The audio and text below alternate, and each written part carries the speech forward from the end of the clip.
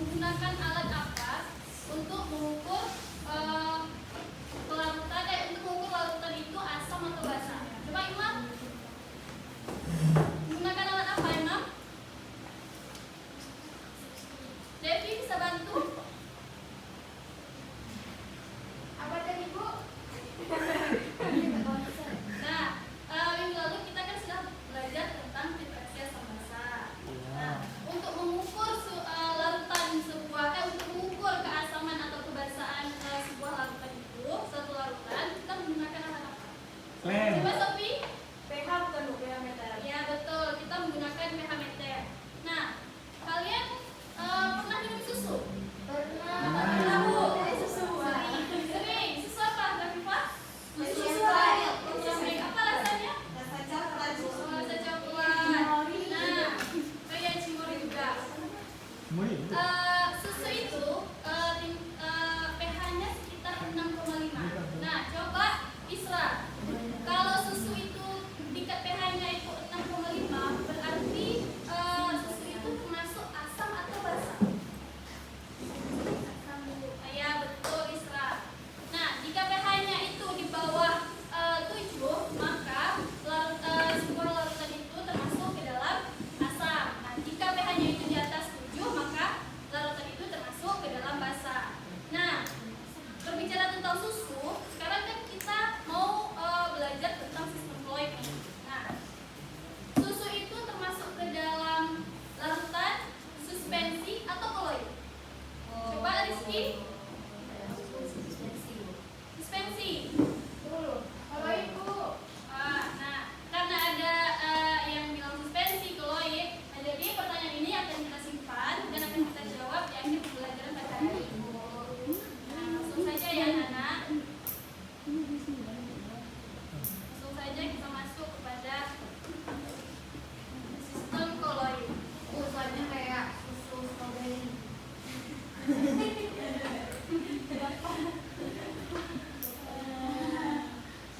Nah, sebelum kita belajar tentang koloid, kita harus mengetahui tentang istilah yang akan sering muncul di dalam materi koloid ini. Nah, salah satunya itu seperti sistem terdispersi.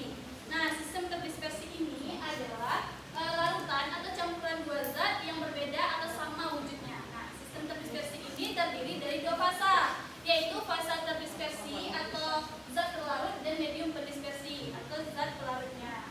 Nah, kemudian sistem terdispersi ini terbagi menjadi 3.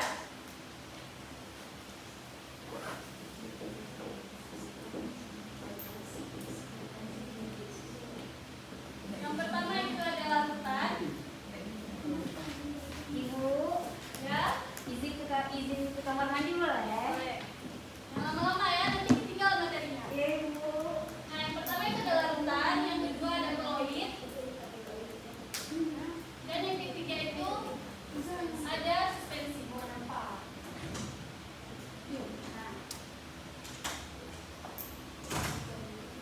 apa sih itu larutan? Nah, larutan ini merupakan campuran homogen yang terdiri dari dua zat atau lebih yang tercampur sempurna. Contoh dari larutan itu ada larutan garam.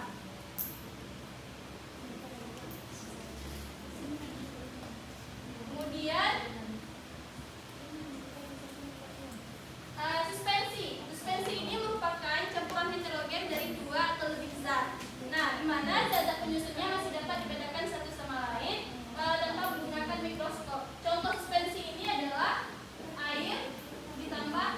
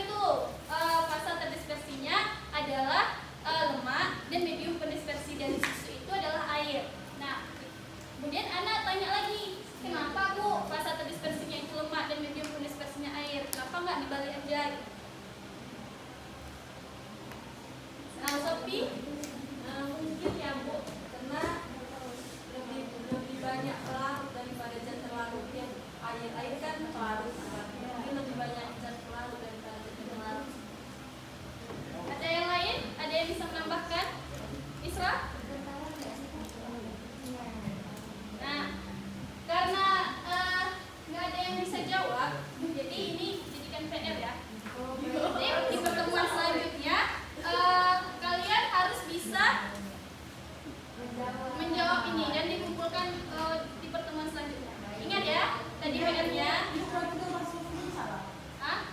kurang betul aja, kurang benar, kurang tepat. Jadi nanti kalian cari jawaban yang tepatnya seperti apa. Nah, ini bisa kalian lihat tabel perbedaan antara larutan, koloid dan suspensi. Nah, bisa dilihat di sini anak-anak. Nah, selanjutnya ibu akan membagi kelompok. Kalian akan mengerjakan LKPD yang tadi dikasih. Nah, ibu udah membagi kelompoknya ya. Ya, Bu. Kelompok pertama itu ada Devi Ramayana, Rafifah Humaira, Ana Nokfila, dan Rizky Fitria. Ya, Bu. Nah, tolong duduknya berkelompok terus ya. Kelompok 1 di ujung sana, kelompok 2 di sini, dan kelompok 3 di sini. Kelompok 2 siapa, Bu? Nah, kelompok 2 itu ada Isra, kemudian Walida, Sofi, dan Srinova. Nah, kemudian kelompok 3 itu ada Imam, Rini, Nanda, dan Karisa. Nah, ini ibu akan kirim link ELKPD-nya ya. Ya, Bu. Bu, kami berdiri atau duduk aja, Bu? Duduk. Nanti ada waktunya kalian berdiri untuk presentasi ya.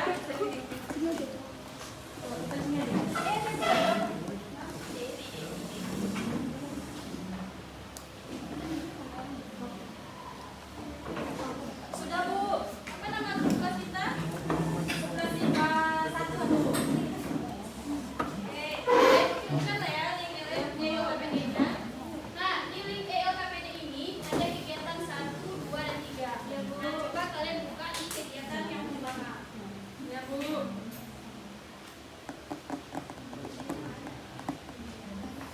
Nah, di situ ada disediakan video tentang video materinya, kemudian ada tentang praktikum koloid. Nah, kalian bisa lihat videonya dan nanti kalian jawab ya pertanyaan yang ada di sini.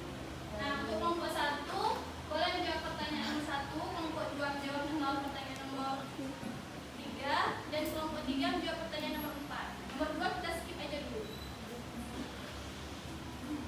Nah, yang mana nih, Bu? Banyak kali. Yang ini, Bu, ya.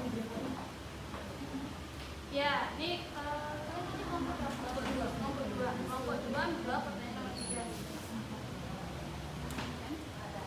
Oh, kelompok 3 kayak mana? Kelompok 3 coba lihat di nomor 4. Nah, ini. Ya. Isinya di mana, Bu? Isinya ya ada di bawah itu ada link Google Form. Ya kan? Yang ini ya. Ya. Nanti kalian bisa jawab di situ. Bu, kami udah siap, Bu. Udah? Ibu ini namanya langsung soal loh. Yang kelompok tadi kan udah jelaskan nama kami masing-masing atau nama kelompok. Nanti buat nama kelompoknya semua ya. Jadi ada berempat, buat 4, ada 5 buat 5 orang. Ya, Ibu. Baik, Bu. Nah, kalau sudah, nanti kalian akan mempresentasikan hasil kerja kalian di depan ya. Udah siap. Imam, kenapa jalan-jalan, nak? Udah, Bu nih. Oh, udah. Nah, siapa dulu yang mau maju? Kelompok mana nih yang mau Kelompok maju? 2, Bu. Kelompok 2, silahkan kelompok 2. Ayo, kita maju aja. Satu aja. Satu orang aja, Bu. Satu orang saja boleh. Kemarin tadi. Jawabannya udah. Aku mau jawab tadi. Belum. Oh, adik itu dong. Yang nomor 3 ya? Ini jawabannya kan? Kan? Gimana?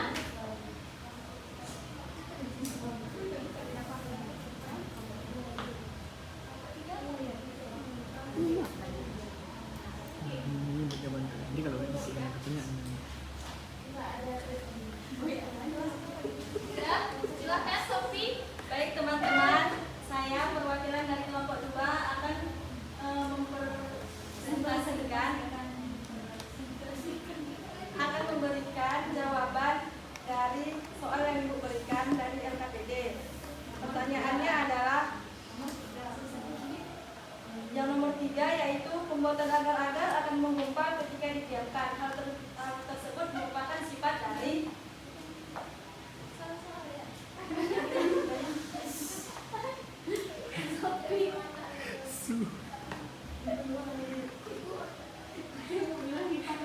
karbon. Karbon. Ini keluarnya kegiatan bukan? Ini kegiatan bukan sayang. Baru zaman kan ini tadi. Nah, kegiatan satu. Nah, coba jangan disorak ya Nanya. Coba dikerjakan kembali ya Sofi di kegiatan 2. Di kegiatan 1 soal nomor 3. Jangan salah lagi Sofi. Nah, siapa yang mau maju? Rini bu, Rini. Silakan nomor 1 dulu ya, biar berurutan kan ya. Silakan. Iki maju. Baik, kami akan mempresentasikan dan soal. Dari formula nomor 1 presentasikan hasil kerja kami. Jadi partikel susu itu tidak sepenuhnya bercampur dengan air. Susu merupakan campuran heterogen, yang berarti partikel-partikel susunya masih dapat dibedakan satu sama lain, meskipun terlihat seperti cairan homogen. Susu ini sebenarnya terdiri dari 2 fasa, yaitu fasa terdispersi dan fasa berdispersi. Ya, betul sekali ya, Pak bilang sama si Rizky. Partikel susu itu tidak sepenuhnya bercampur dengan air. Iki, jangan dulu. Nanti ada yang bertanya lagi kan? Nah, betul ya, Pak dibilang sama Iki tadi bahwa partikel susu itu tidak sepenuhnya bercampur dengan air. Nah, campuran tersebut diklasifikasikan sebagai koloid. Nah, kemudian lemak susu yang tersebar dalam air itu memberikan campuran susu dan air. Oke, Ada oke. yang bertanya? Ada yang bertanya? Kayak Hudi deh. Kami. Silakan Sofi. Kami dari kelompok 2 ingin bertanya, bagaimana kalau sistem dispersinya itu terganggu? Jika sistem terdispersinya ya, Iya, terganggu.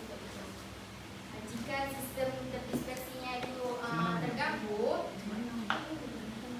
dapat menyebabkan perubahan rasa dan tekstur, kepastian. Yang kedua itu ada penurunan nilai gizi.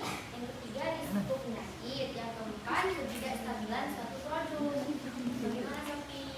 Oh, seperti itu. Terima kasih. Terima kasih Iki. Silakan duduk. Nah, kelompok 2 udah siap? Sudah, Bu. Udah, silakan maju kelompok 2. Baiklah teman-teman, saya akan membacakan ulang hasil presentasi kelompok kami. Pertanyaannya ialah, apakah partikel gula bercampur dengan air? Jawabannya itu ialah iya. Mengapa? Karena partikel gula ini dapat bercampur dengan air. Ketika gula dicampurkan dengan air, partikel-partikel gula itu akan larut dan menyebar ke seluruh air. Seperti itu teman-teman. Ya, betul ya. Pak dibilang sama si Sofi bahwa partikel gula itu dapat tercampur dengan air karena interaksi molekul dan kelarutan. Proses pencampuran ini menghasilkan larutan gula itu termasuk homogen dan rasanya itu manis. Ada yang bertanya? Ada Nah, silakan Iki. apa saja faktor yang mempengaruhi kelarutan gula?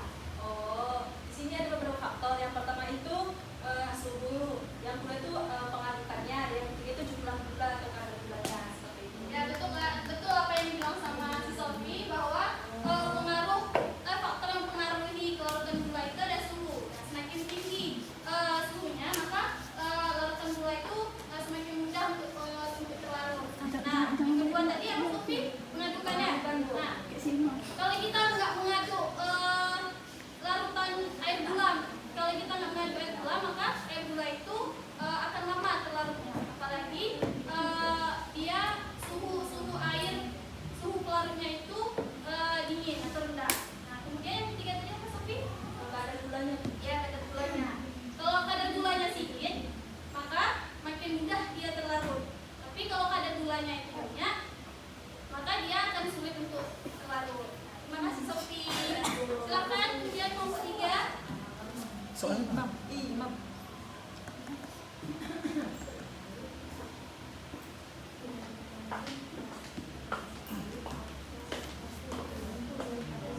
Baik, ini saya akan presentasikan hasil kerja kami. Yang masuk ke dalam larutan yang pertama itu ada gula, ya. Terus yang termasuk gula itu adalah susu. Yang ketiga itu yang termasuk suspensi adalah larutan kopi. Ada yang mau bertanya? Saya Ibu. Nah, silakan Karisa. ke dalam contoh koloi ya. Kenapa Imam susu itu termasuk di dalam contoh koloi? Kenapa nggak larutan gula? Kenapa nggak air ditambah pasir tadi? Karena gini, karena partikel air dan susu punya level kepolaran yang berbeda. Jadi nggak, keduanya tidak bisa bercampur dengan sempurna, begitu guys. Kayak kita berdua, nggak bisa bercampur. Jangan gombal di sini ya Imam. Nanti setelah kelas ini. Ya betul apa yang dikatakan. Gimana keluarannya ini? Apa? Jelasin keluarannya dong. Biasanya juga kan tadi keluarannya berbeda kan bukan? Nah, gimana keluaran itu? Bagaimana Imam? Beri waktu kalian bentar untuk diisi lagi karena belum belajar sampai situ. Oh, ayo sama lagi dulu. Ya betul apa yang dibilang sama Imam bahwa partikel air itu partikel air dan susu itu punya kepolaran yang berbeda. Nah, sehingga keduanya tidak bisa bercampur secara sempurna. Nah, partikel air dan susu ini punya level kepolarannya yang berbeda, sehingga tidak bisa menyatu kan. Nah, komposisi dari susu tadi ada lemak, protein, dan air. Nah, kepolaran lemak sama air itu kan berbeda. Bisa kita lihat sendiri, jika air dicampurkan dengan minyak maka tidak akan bisa bercampur karena kepolarannya itu berbeda. Nah, karena itulah sebabnya mengapa susu itu termasuk ke dalam koloi. Bisa dimengerti anak? Silakan duduk Imam. Nah, ibu akan kasih reward untuk kelompok yang paling aktif ya.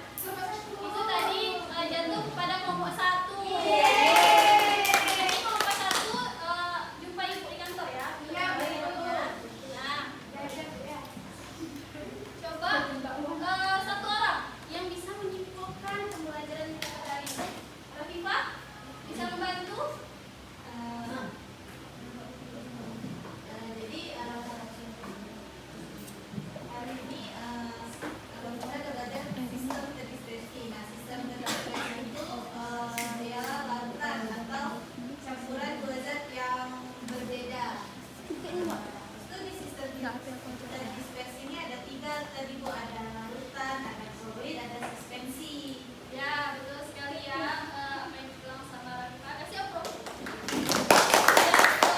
Bahwa tadi sistem terdispersi larutan itu ada 3. Sistem terdispersi itu ada 3. Yang pertama itu larutan, yang kedua itu suspensi, dan yang ketiga itu koloi. Nah, larutan ini contohnya larutan gula, suspensi ini contohnya air ditambah pasir, dan koloi itu contohnya susu. Nah, yang termasuk larutan ini adalah campuran homogen, suspensi itu adalah campuran homogen, dan koloi itu adalah campuran heterogen. Nah, ibu sudah mengirimkan di quizzes cuma 2 soal ke dalam grup. Coba kerjakan selama ibu kasih 1 soal itu 1 menit. Berarti waktunya ada 2 menit. Udah waktu tapi udah begini. Gak apa, kerja 5 menit lagi. Coba kerjakan dulu 2 menit ya. Itu linknya akan tutup selama 2 menit. Dimulai dari sekarang. Ya Ibu.